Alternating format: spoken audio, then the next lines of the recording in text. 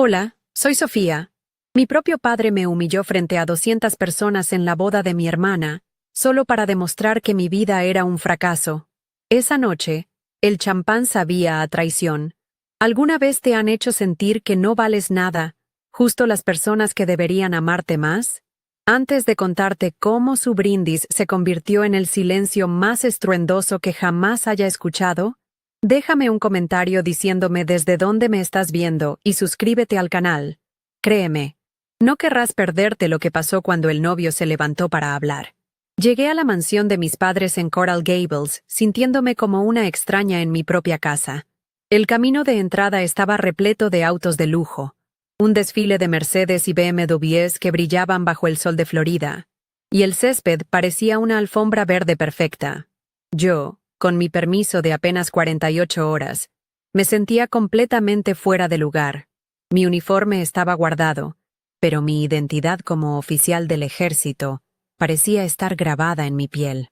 Para mi padre, Carlos, mi carrera no era un servicio a la nación, sino una ruidosa bofetada a todo lo que él representaba: la riqueza, el estatus y una vida de comodidades que yo había rechazado deliberadamente. Él quería que me casara con el hijo de algún socio y administrara una fundación de caridad, no que liderara un pelotón. Desde que puse un pie en la casa, la tensión era palpable. Los saludos de tíos y primos venían acompañados de sonrisas falsas y preguntas cargadas de veneno. ¿Todavía sigues con ese jueguito de ser soldadito, Sofía?, me preguntó un tío mientras sostenía una copa de vino carísimo. Mi madre, como siempre, intentaba mediar con una ansiedad visible, susurrándome al oído: «No le hagas caso a tu padre, mija, ya sabes cómo es». Pero su silencio era una forma de complicidad, una aceptación tácita de que yo era la causa del problema. Mi hermana, la novia, flotaba en su propia burbuja de felicidad, la hija dorada que había cumplido con cada una de las expectativas de nuestro padre.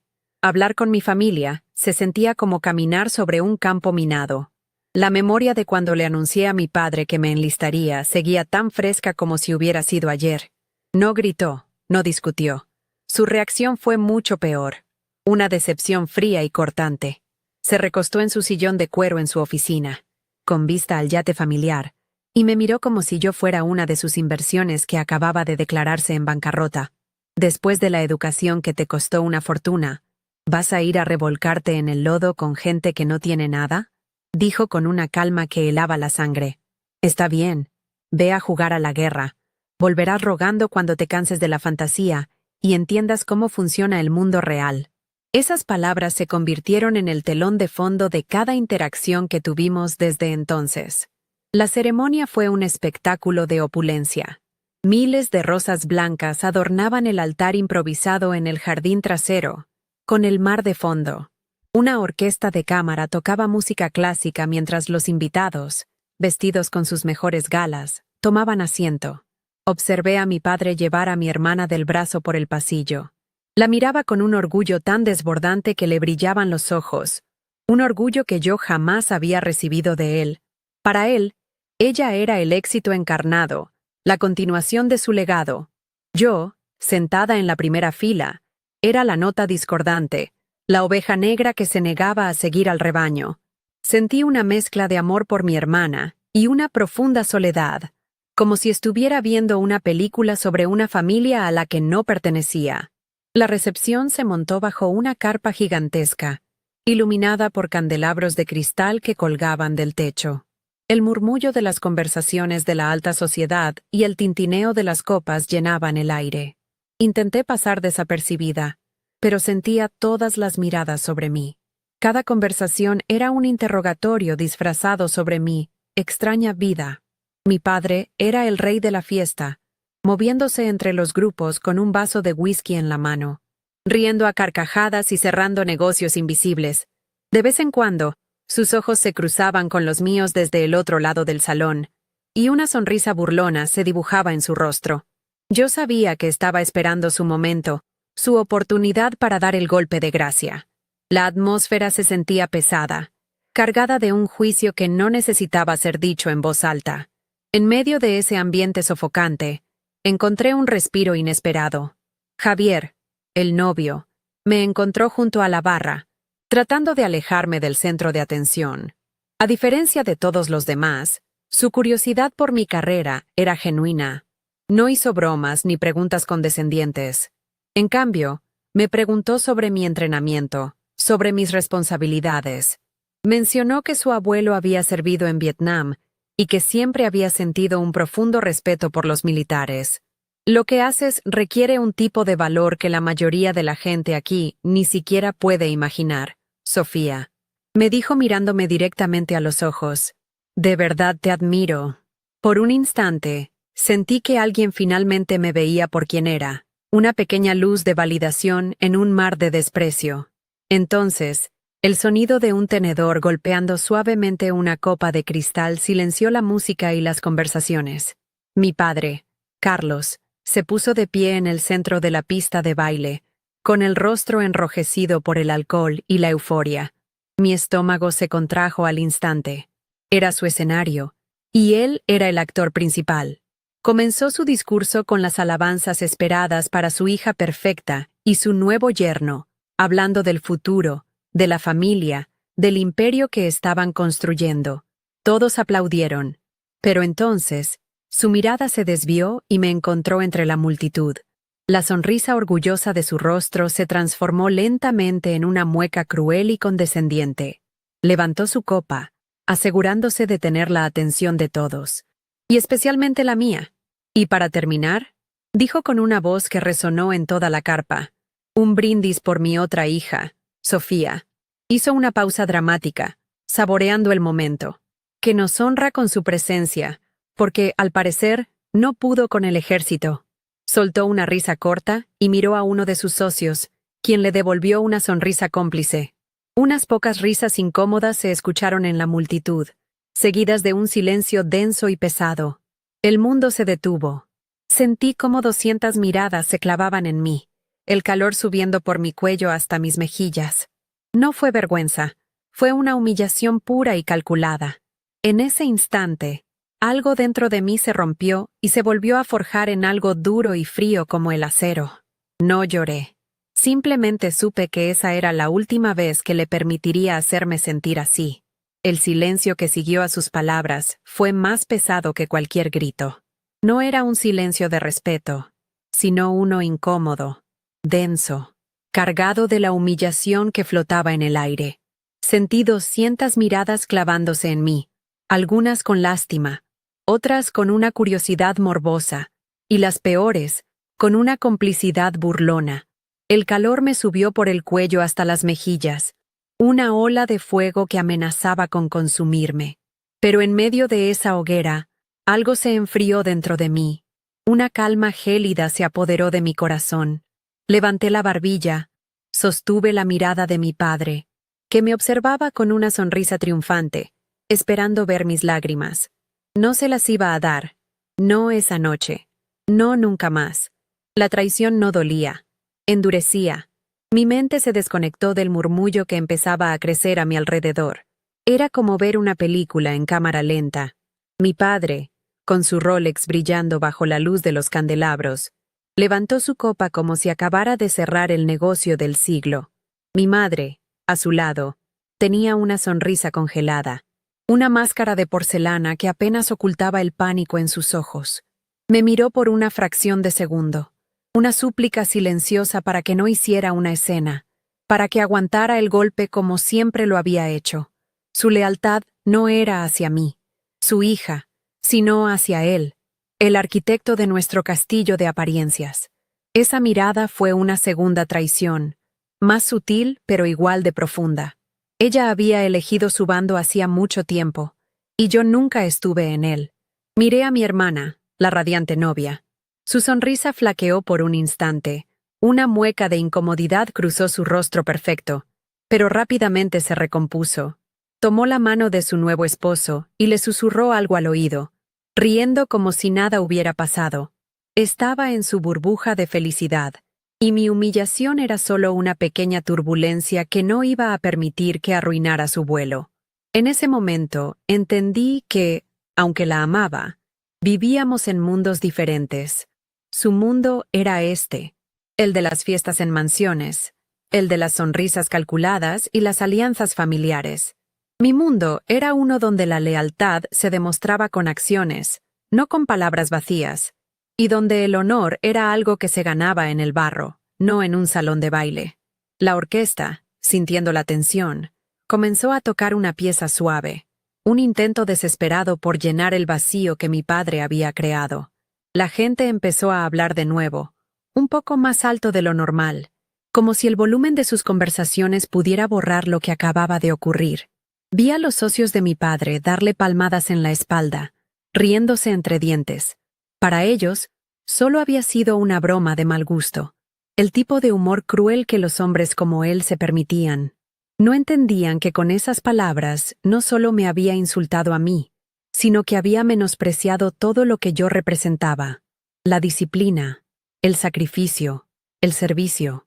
Él no veía a una oficial, veía a una niña rebelde que había fracasado en su jueguito. Un recuerdo fugaz me golpeó con la fuerza de un puñetazo. La cara de mi sargento instructor el día de mi graduación, sus ojos serios pero con un brillo de respeto mientras me entregaba mi diploma. «Usted tiene madera de líder, teniente», me había dicho en voz baja. Un cumplido que valía más que todo el oro en esa carpa. Recordé el peso del rifle en mis manos durante las maniobras en la oscuridad, el frío cortante del amanecer en el desierto, la camaradería con mis compañeros, personas que confiaban su vida a mí y yo a ellos. Todo eso, toda esa realidad que me había forjado, era invisible en este lugar. Aquí, mi valor se medía por el apellido que llevaba y el hombre con el que me casara, no por mi carácter o mis logros. Me sentí completamente sola, una extraña con mi propia sangre. Cada risa, cada brindis, cada destello de las joyas de las invitadas se sentía como una agresión. Era un universo paralelo donde yo no encajaba y, por primera vez, no quería hacer el esfuerzo de pertenecer. Mi padre había querido demostrar que yo era un fracaso para reafirmar el éxito de su mundo, para castigarme por haberlo abandonado. Pero lo único que logró fue cortar el último hilo que me unía a él. No sentía odio. Eso habría sido demasiado fácil. Lo que sentía era una indiferencia helada, la certeza de que este hombre, mi propio padre, era un completo desconocido para mí, y yo para él. Mientras la fiesta intentaba recuperar su ritmo artificial, mis ojos buscaron a Javier. Lo encontré mirándome desde la mesa principal. Su expresión no era de lástima, sino de indignación. Había una furia contenida en su mirada, dirigida directamente a mi padre. Vi cómo apretaba la mandíbula, cómo su mano se cerraba en un puño sobre el mantel de lino. En su rostro vi el respeto del que me había hablado antes, un respeto que ahora se sentía como un ancla en medio de la tormenta. Él sí me veía. No veía a la hija fracasada. Veía a la mujer que su abuelo le había enseñado a admirar. Ese reconocimiento silencioso, en medio de tanto desprecio, fue como un trago de agua en el desierto. La humillación pública era su arma preferida. Recordé una cena de Navidad, años atrás, cuando se burló de mi primer intento de escribir un cuento frente a toda la familia, diciendo que las mujeres de esta casa no están para pensar, sino para ser admiradas. O la vez que, delante de mis amigos de la universidad, desestimó mi interés por la historia militar como una fase tonta antes de que siente cabeza. Cada uno de esos momentos habían sido pequeñas cuchilladas, diseñadas para moldearme a su imagen y semejanza, para que abandonara mis propias ambiciones y aceptara el camino que él había trazado para mí. Pero esta vez fue diferente.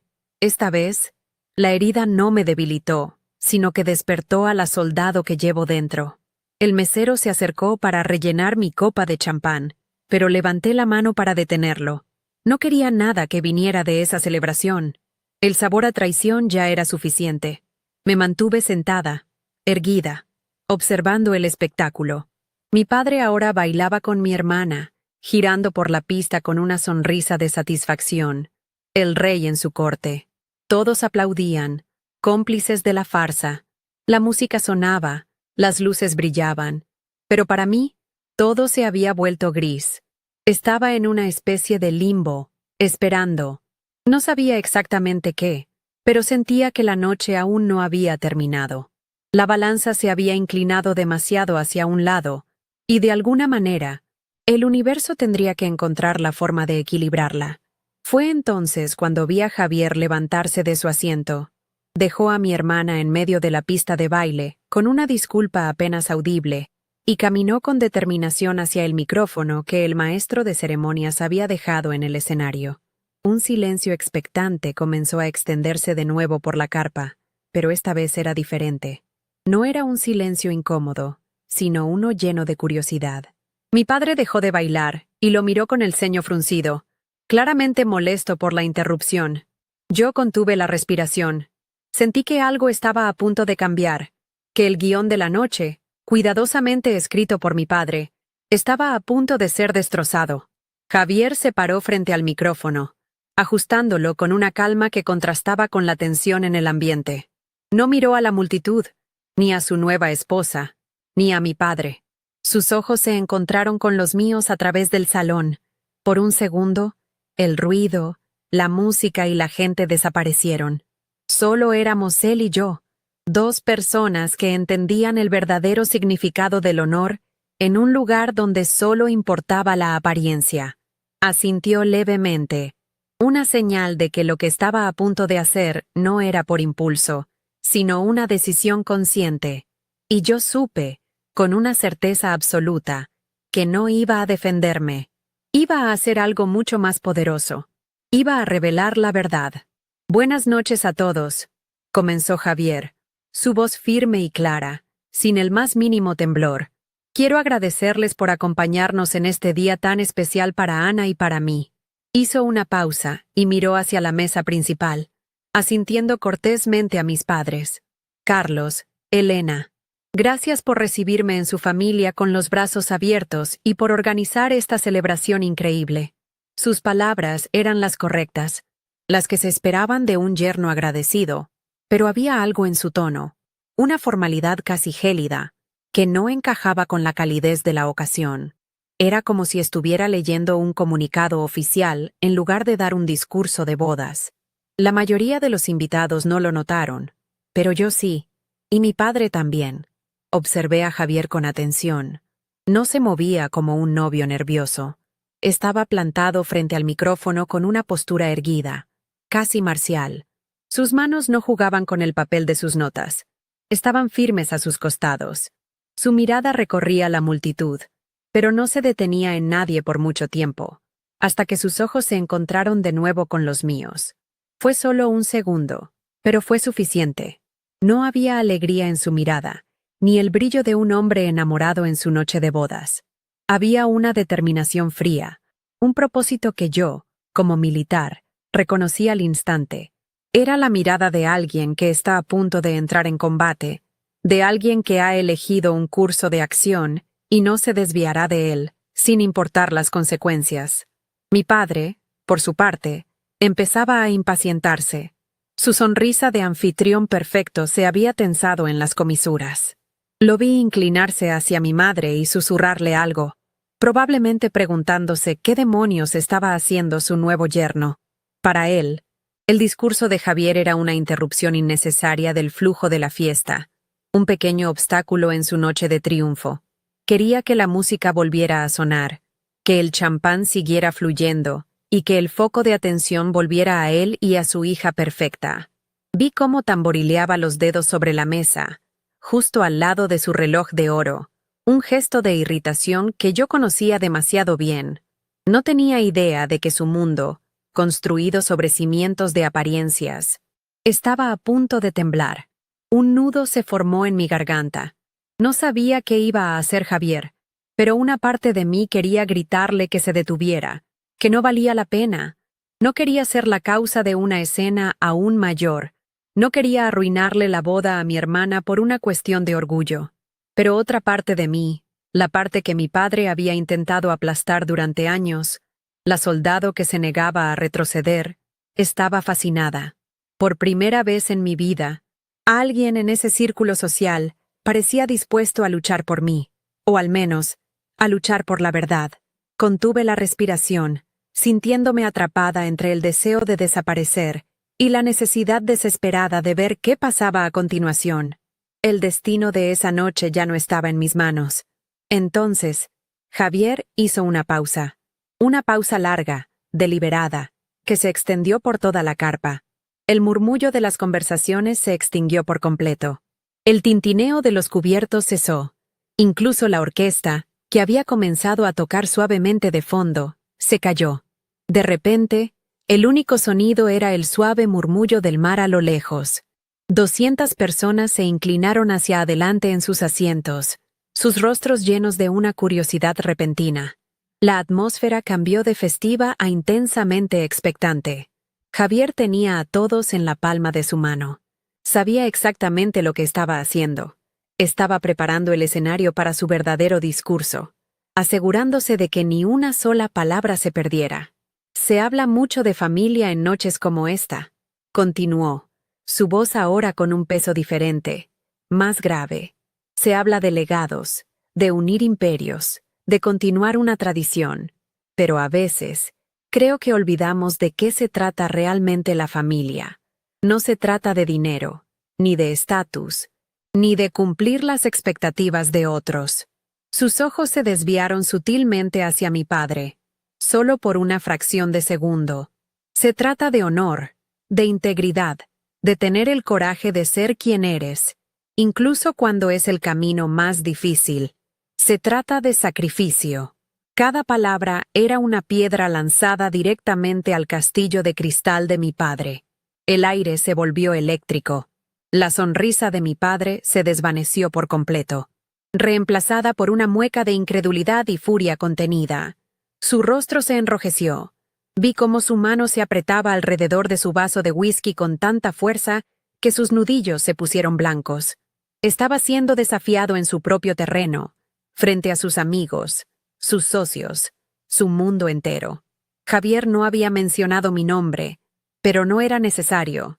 Todos en esa carpa sabían exactamente a quién se refería, y el contraste entre los valores que él elogiaba y la humillación que mi padre me había infligido momentos antes era brutalmente claro. La humillación estaba cambiando de dueño, y mi padre no estaba acostumbrado a estar en el extremo receptor. Javier continuó, su voz resonando con una convicción inquebrantable. Y en esta sala, entre tanto lujo y comodidad, hay alguien que conoce el verdadero significado de esas palabras. Alguien que ha sacrificado más de lo que la mayoría de nosotros podemos imaginar, no por un apellido o por una herencia, sino por algo mucho más grande, por su país. La tensión en la carpa era tan densa que se podía cortar con un cuchillo. Sentí mi corazón latir con fuerza contra mis costillas. Era como si una luz potente me estuviera enfocando, desnudando no mis fracasos, sino mi verdadera identidad. Una identidad que había mantenido oculta en este lugar para sobrevivir. Mi identidad como líder, como oficial, como alguien digno de respeto. Y entonces, sucedió. Javier se giró lentamente, ignorando a la multitud, a su esposa, a mis padres. Se giró para mirarme directamente a mí, a través de las mesas y las flores y las miradas curiosas. Su postura cambió, se enderezó aún más, sus hombros se cuadraron, y por un instante, no era un novio con un smoking. Era un civil mostrando el más profundo respeto a un oficial del ejército de los Estados Unidos. Su rostro era completamente serio, sus ojos fijos en los míos.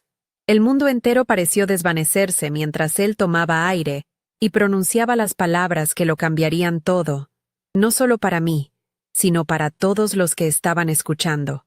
Mi capitana, dijo, y su voz, aunque no era un grito, resonó en el silencio sepulcral como una explosión, con su permiso para hablar. El título, capitana, colgó en el aire, cargado de autoridad, de sacrificio y de un honor que ninguna cuenta bancaria podía comprar. No fue una pregunta, fue un reconocimiento, un saludo. En ese instante, la narrativa de mi padre se hizo añicos.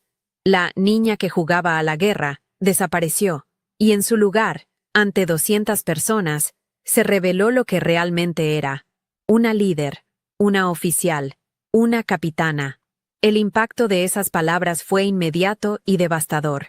Vi la sangre drenarse del rostro de mi padre mientras el peso de su propia humillación finalmente lo aplastaba.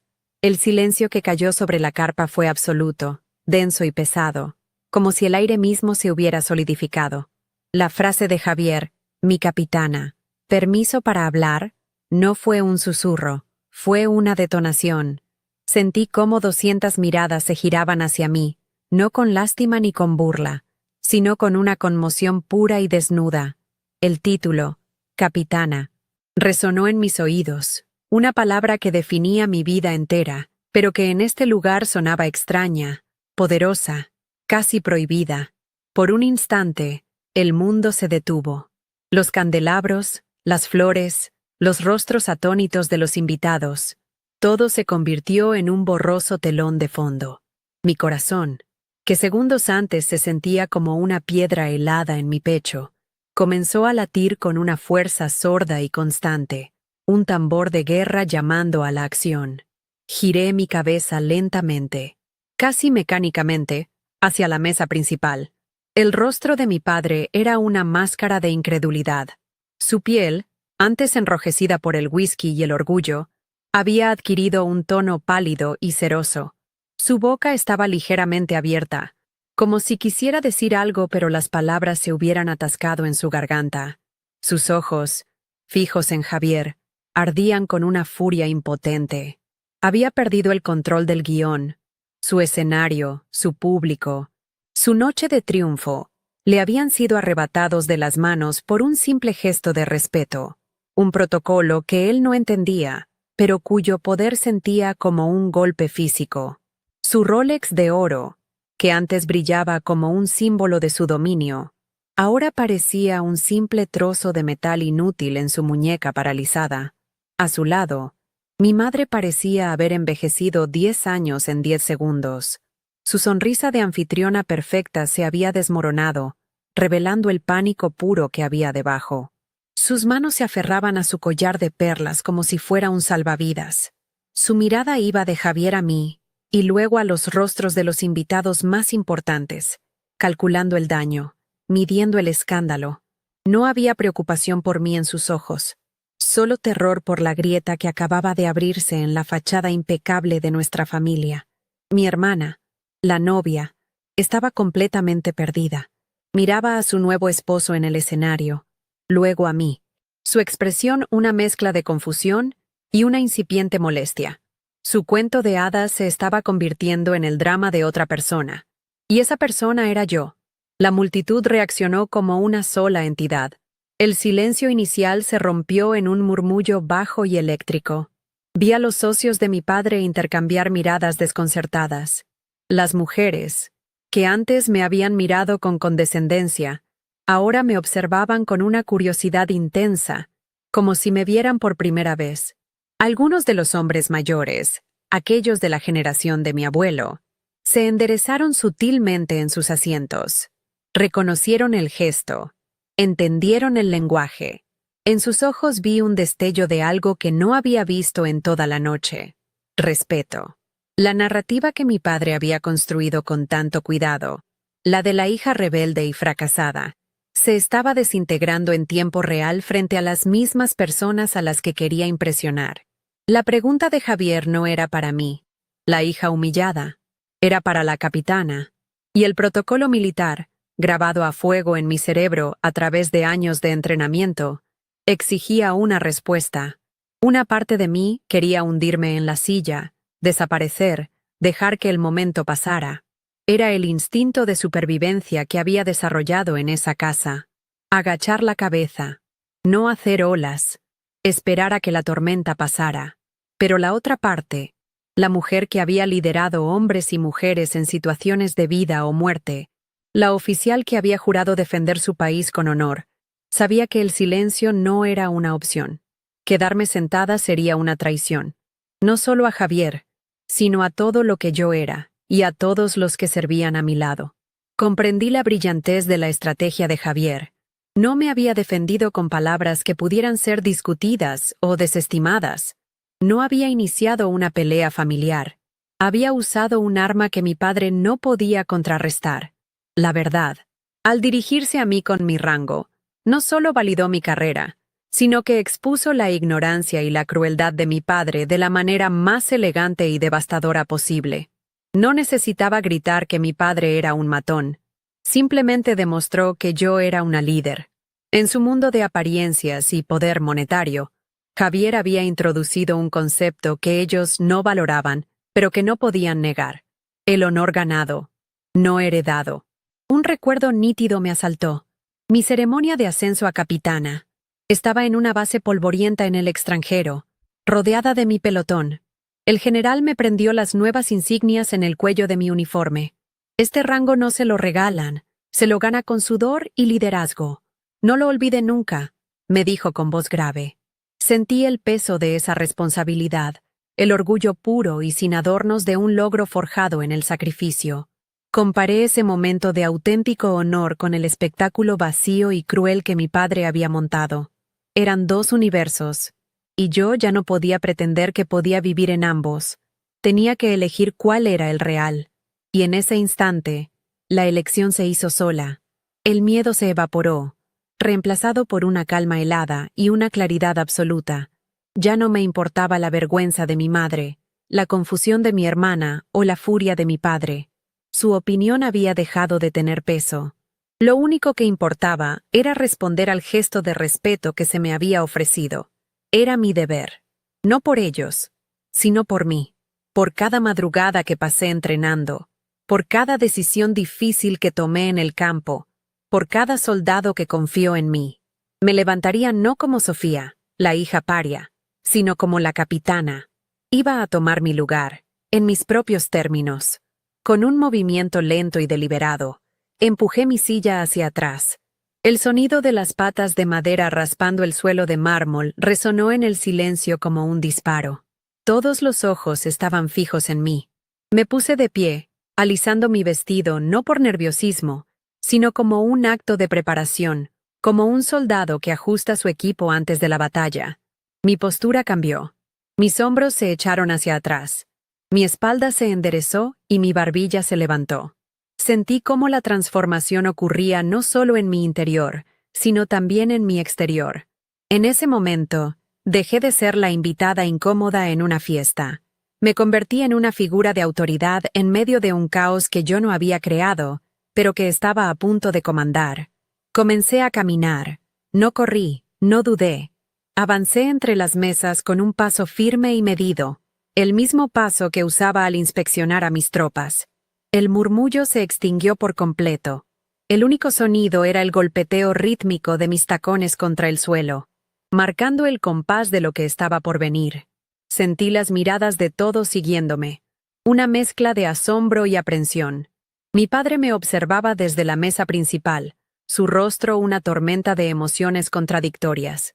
No aparté la vista de mi objetivo, Javier, de pie en el escenario, esperándome.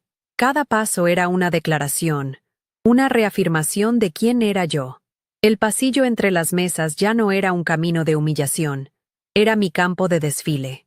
Y yo estaba a punto de tomar el mando. Llegué al pie del pequeño escenario y subí los 3 escalones sin vacilar.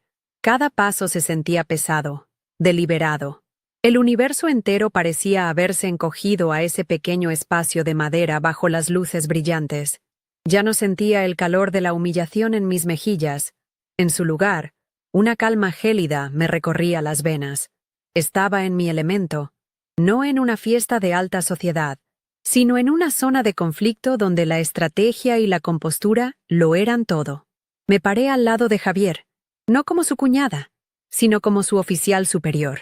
No nos tocamos, no sonreímos, nos paramos hombro con hombro, una unidad de 2 personas frente a un ejército de 200. Por primera vez esa noche, no me sentía sola. Sentí que estaba exactamente donde debía estar, lista para tomar el control de la narrativa de mi propia vida. Desde el escenario, mi perspectiva cambió. Ya no estaba abajo, mirando hacia arriba.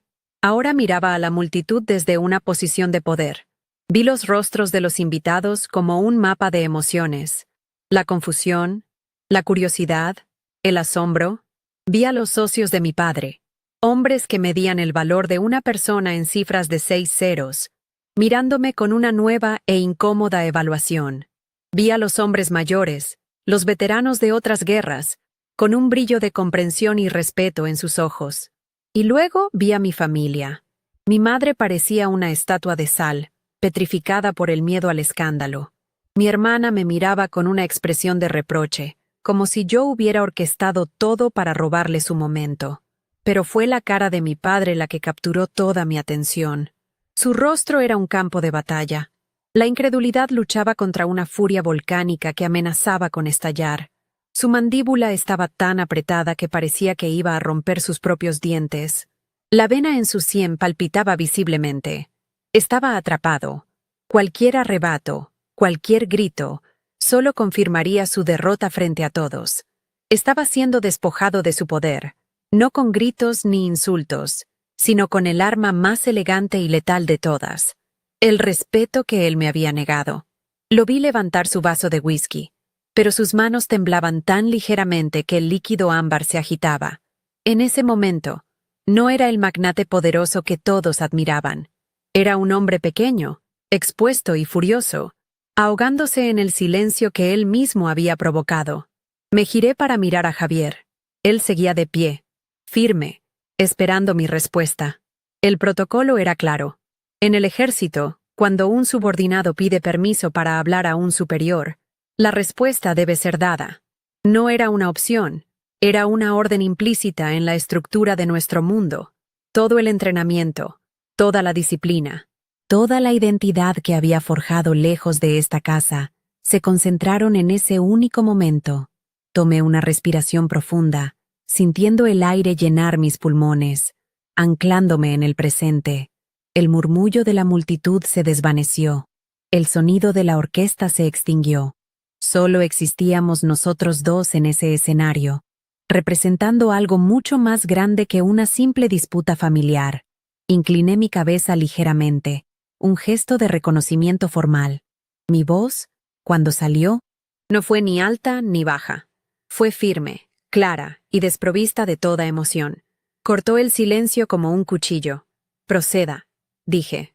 Una sola palabra. No dije su nombre. No dije por favor. Simplemente, proceda. Era la respuesta de un oficial a otro. Con esa palabra, acepté mi rango, mi autoridad y mi identidad frente a todos los que habían presenciado mi humillación. Sellé el cambio de poder en la sala. La humillación ya no era mía. La había devuelto, empaquetada en una formalidad militar que mi padre no podía ni comprender ni combatir. Javier asintió, también formalmente, y se volvió hacia el micrófono. «Gracias, capitana», dijo, su voz resonando en toda la carpa. El uso de mi título de nuevo fue como un segundo disparo. Luego se dirigió a la multitud. Como algunos de ustedes saben, mi abuelo sirvió en la infantería. Me enseñó que el honor no es algo que se hereda en un testamento o se compra con un auto de lujo. Me enseñó que el honor se forja en el sacrificio, se gana con integridad y se defiende con coraje. No miró a mi padre, pero cada palabra era una bala dirigida a él. Esta noche, estamos celebrando la unión de dos familias, y me siento increíblemente honrado de unirme a una familia que ha producido una líder de ese calibre. Hizo una pausa, dejando que las palabras calaran. Pude ver a la gente procesando la información, conectando los puntos. La niña que jugaba a la guerra era una líder. La fracasada era una capitana. La narrativa de mi padre se estaba desmoronando, ladrillo por ladrillo. Javier levantó su copa de champán. Así que les pido que se unan a mí en un brindis. Continuó, su voz llenándose de una pasión controlada. No a la riqueza, ni al estatus, sino a los verdaderos pilares de una gran nación y de una gran familia, al coraje, al servicio y al honor, y a la capitana Sofía, que encarna todo eso y mucho más. Un silencio tenso se apoderó de la sala por una fracción de segundo. ¿Quién se atrevería a brindar primero? Entonces, un hombre mayor en una de las mesas del frente, un viejo amigo del abuelo de Javier, se puso de pie lentamente y levantó su copa. Luego otro y otro. En cuestión de segundos, Casi toda la sala estaba de pie, sus copas levantadas en mi dirección. Vi a los socios de mi padre, con expresiones incómodas, ponerse de pie también, atrapados por la presión social. No brindar habría sido un insulto no solo a mí, sino a todo lo que Javier había elogiado. La humillación de mi padre era ahora completa. Se vio obligado a presenciar cómo su mundo entero me rendía el homenaje que él me había negado. Él no se levantó. Se quedó sentado en la mesa principal, una isla de furia en un mar de respeto. Mi madre tiró de su brazo, susurrándole algo con desesperación, pero él se mantuvo rígido, paralizado por su propio orgullo herido. Su negativa a ponerse de pie fue la admisión más ruidosa de su derrota. Todos lo vieron, todos entendieron. El rey había sido destronado en su propio castillo, no por una rebelión violenta, sino por la simple y silenciosa fuerza de la verdad. Observé la escena desde el escenario, no con triunfo, sino con una extraña sensación de desapego. No sentía alegría, sentía una finalidad, el fin de algo, el fin de la niña que buscaba la aprobación de su padre. Javier me ofreció el micrófono. Lo tomé, sintiendo el metal frío en mi mano. Caminé hacia el borde del escenario. Todas las miradas estaban fijas en mí, esperando un discurso, una confrontación, lágrimas, algo. Pero yo no tenía nada más que decirles a ellos. Mis palabras eran solo para una persona. Sostuve la mirada de mi padre a través del salón. Su rostro era una mezcla de odio y confusión. No le sonreí. No lo fulminé con la mirada. Simplemente lo observé, como se observa a un extraño. Levanté el micrófono a mis labios. Gracias por la aclaración, Javier, dije, mi voz tranquila y firme. Luego, sin romper el contacto visual con mi padre, añadí, algunas batallas se ganan simplemente diciendo la verdad. Y con eso, me di la vuelta. No esperé aplausos. No busqué la aprobación de nadie. Le devolví el micrófono a Javier. Asentí una vez en señal de agradecimiento, y bajé del escenario con la misma calma con la que había subido. Pero no volví a mi mesa. No volví a mi asiento en esa familia. Caminé con paso firme y constante, no hacia el centro de la fiesta, sino directamente hacia la salida de la carpa. Sentí 200 miradas siguiéndome, sintiendo el peso del silencio que dejaba a mi paso. No miré atrás. Sabía que si lo hacía, vería el mundo de mi padre en ruinas. Y por primera vez en mi vida, no sentía la necesidad de quedarme a recoger los pedazos. Mi guerra en esa casa, por fin, había terminado. Al cruzar el borde de la carpa, el aire nocturno de Florida me golpeó, húmedo y denso, un marcado contraste con la atmósfera artificialmente fría del interior. El sonido de la fiesta, que momentos antes era un rugido ensordecedor, se convirtió en un murmullo distante y apagado con cada paso que daba sobre el césped perfectamente cuidado. No me detuve. Mis tacones se hundían ligeramente en la tierra blanda, un recordatorio terrenal de que estaba escapando de un mundo de mármol y apariencias. Las luces de la mansión proyectaban sombras largas y distorsionadas de los árboles, como si la propia noche estuviera tratando de ocultar mi huida. Pero no estaba huyendo, estaba avanzando. Por primera vez en mi vida, no estaba corriendo de algo, sino caminando hacia mí misma. Cada paso era una liberación, un corte limpio y preciso del cordón umbilical tóxico que me había mantenido atada a esa casa durante 26 años. Llegué a mi auto, un Honda modesto que parecía una barca de pesca atracada junto a un yate en medio del mar de Porsches y Teslas. Mientras buscaba las llaves en mi bolso, con las manos extrañamente firmes, escuché pasos apresurados detrás de mí. Me di la vuelta, medio esperando una confrontación, pero era Javier. Se detuvo a unos metros de distancia, con las manos en los bolsillos de su smoking, luciendo terriblemente fuera de lugar lejos de su propia boda. Sofía, espera, dijo, sin aliento. No intentó detenerme ni disculparse por lo que había pasado. Simplemente me miró con una seriedad que iba más allá de la cortesía. Solo quería asegurarme de que estuvieras bien. Lo que hice, no pude no hacerlo. El respeto no se negocia. Asentí, incapaz de encontrar las palabras. Gracias. Fue todo lo que logré decir. Él asintió de vuelta. «Cuídate, capitana». Y con eso, se dio la vuelta y caminó de regreso a la fiesta, de regreso a la vida que había elegido, dejándome a mí con la mía. El viaje de regreso a mi pequeño apartamento alquilado se sintió como una travesía a través de diferentes galaxias. Las opulentas mansiones de Coral Gables, con sus jardines iluminados y sus entradas majestuosas, se fueron desvaneciendo en el espejo retrovisor, reemplazadas por las luces más modestas y realistas de la ciudad. No lloré. Las lágrimas se sentían como un lujo que ya no necesitaba, una moneda de un reino al que ya no pertenecía. En su lugar, sentí un vacío inmenso, pero no era un vacío de tristeza, era un vacío limpio, como una habitación que finalmente ha sido despejada de muebles viejos y pesados. Había espacio para respirar, para moverme. Puse la radio y una canción cualquiera llenó el silencio. Conduje con las ventanas abiertas, dejando que el viento se llevara los últimos vestigios del perfume caro y las mentiras bien vestidas de esa noche. Estaba sola, sí, pero por primera vez no me sentía solitaria, me sentía libre. Días después, recibí una llamada de una prima que había estado en la boda. Su voz era una mezcla de asombro y chisme. Me contó que después de mi salida, la fiesta se había desinflado como un globo pinchado. La música siguió sonando, pero nadie bailaba. La gente hablaba en susurros, lanzando miradas furtivas a la mesa principal.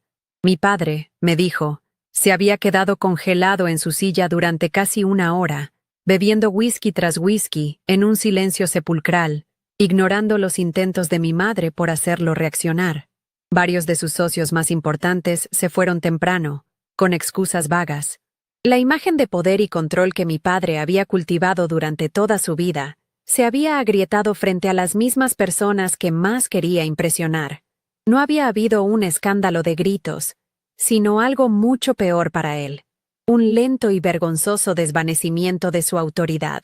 El rey se había quedado solo en su corte vacía. Una semana más tarde, mi hermana Ana me llamó.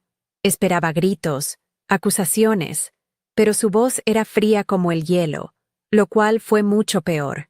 «Arruinaste mi boda, Sofía», dijo sin preámbulos. No hubo un «¿Cómo estás?». No hubo un intento de entender. Para ella, mi humillación y mi posterior reivindicación habían sido simplemente un acto egoísta para robarle el protagonismo. Intenté explicarle que yo no había planeado nada, que solo había reaccionado a la humillación de nuestro padre, pero ella no quería escuchar. Siempre tienes que ser diferente. Siempre tienes que ser el centro de atención. Papá solo estaba bromeando, y tú lo convertiste en un drama. En ese momento, entendí que el muro entre nosotras ya no era de cristal, sino de concreto. Ella había elegido su bando. «Espero que fueras feliz, Ana», le dije con calma, y colgué antes de que pudiera responder. Fue el adiós más doloroso y necesario de mi vida. Mi madre intentó un enfoque diferente. Me envió una serie de mensajes de texto largos y llenos de pánico, una cascada de excusas y justificaciones. Tu padre no lo dijo en serio. Estaba estresado por la boda. Sabes cómo es él cuando bebe. Luego vinieron las súplicas. «Por favor, Sofía, llámalo. Arregla las cosas. Somos una familia». Cada palabra era una pequeña pala, tratando de enterrar la verdad bajo una capa de falsa normalidad. Leí cada mensaje, sintiendo cómo una vieja tristeza intentaba abrirse paso. Pero la mujer que había salido de esa fiesta ya no era la misma. No respondí. Borré la conversación. Mi silencio fue mi respuesta final. Dejar de participar en su teatro de la negación era el único acto de amor propio que me quedaba. Su lealtad era hacia la imagen de la familia, no hacia la realidad de sus hijos. Mi padre nunca llamó. Las semanas se convirtieron en meses, y el silencio de su teléfono fue la declaración más elocuente de todas. No hubo un mensaje de ira, ni una llamada de disculpa borracha, ni un intento de reconciliación forzada. Nada.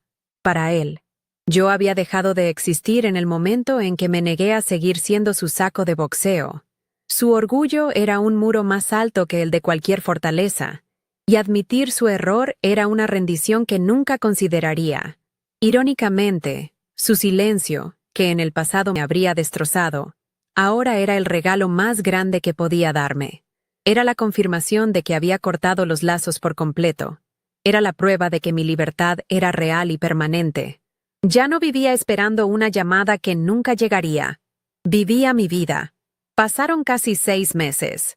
Un día, recibí un correo electrónico de un remitente desconocido. Era Javier. Su mensaje era breve y profesional. Me contó que las cosas con Ana eran difíciles y que estaban tomando caminos separados. No dio detalles, y yo no los pedí. El verdadero propósito de su correo era otro. Estaba iniciando una pequeña fundación para ayudar a veteranos a reintegrarse a la vida civil, y quería saber si yo estaría dispuesta a ser asesora en el proyecto. No había ninguna insinuación personal, ninguna agenda oculta. Era una simple oferta basada en el respeto que nos teníamos. Acepté. Nuestras conversaciones se convirtieron en un punto de anclaje en mi nueva vida. Una amistad forjada en el fuego de una noche que lo cambió todo, basada no en lazos de sangre, sino en valores compartidos. Un año después de la boda, me encontraba en el campo de entrenamiento, observando a un grupo de nuevos reclutas. El sol del desierto era implacable. El aire olía a polvo y esfuerzo. Y yo nunca me había sentido más en casa. La mansión de Coral Gables, los vestidos de diseñador, el tintineo de las copas de champán, todo se sentía como una película que había visto hace mucho tiempo, protagonizada por otra persona. No obtuve una disculpa. No tuve una reunión familiar al estilo de Hollywood. Perdí una familia, pero gané mi alma. La cicatriz de esa noche ya no dolía.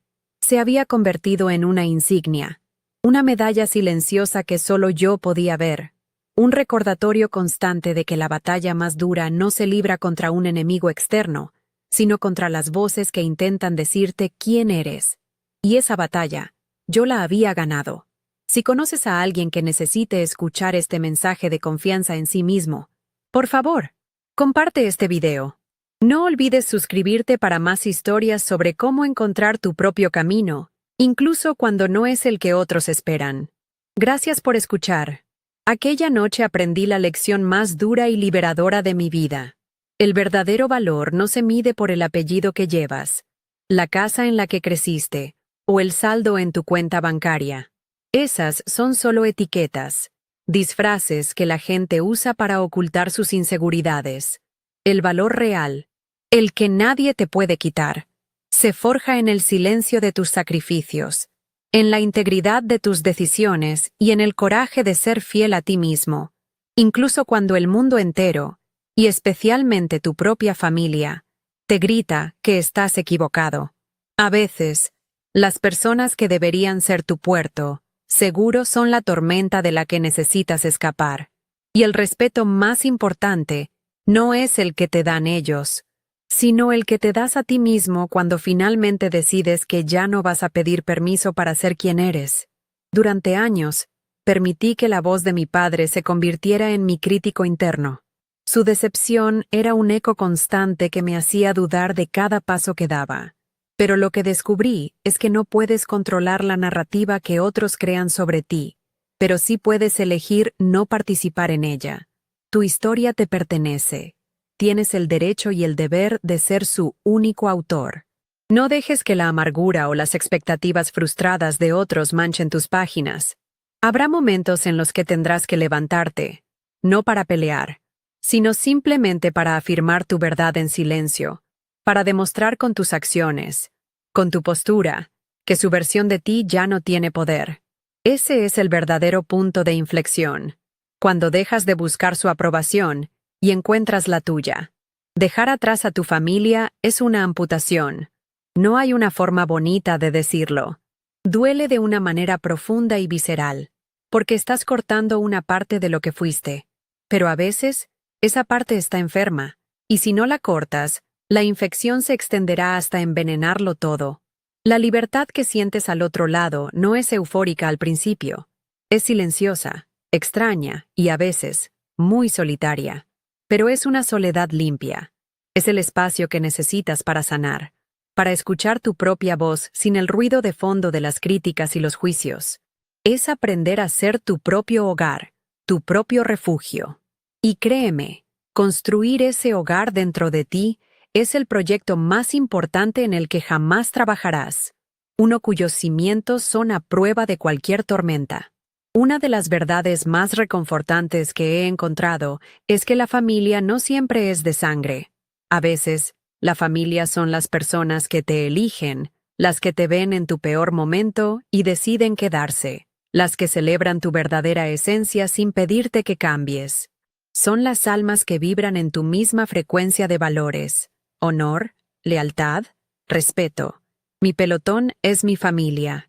Javier, con un simple gesto, se convirtió en familia. No te aferres a un título de familia, si este solo te trae dolor.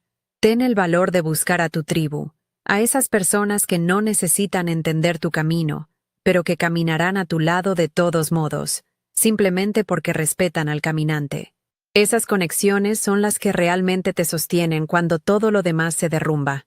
También aprendí que la verdadera fuerza no grita, no humilla, no necesita un escenario para demostrar su poder. La fuerza de mi padre era un castillo de naipes, construido sobre el miedo y la apariencia. Se derrumbó con un simple soplo de verdad. La fuerza real es silenciosa. Es la calma que mantienes cuando te provocan.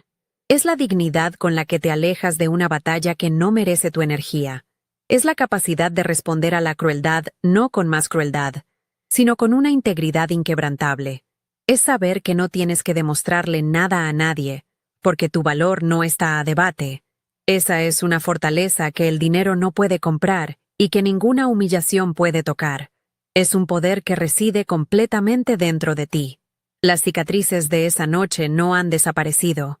A veces, en momentos de silencio, todavía siento el eco de esa humillación, pero he aprendido a ver esas cicatrices de otra manera.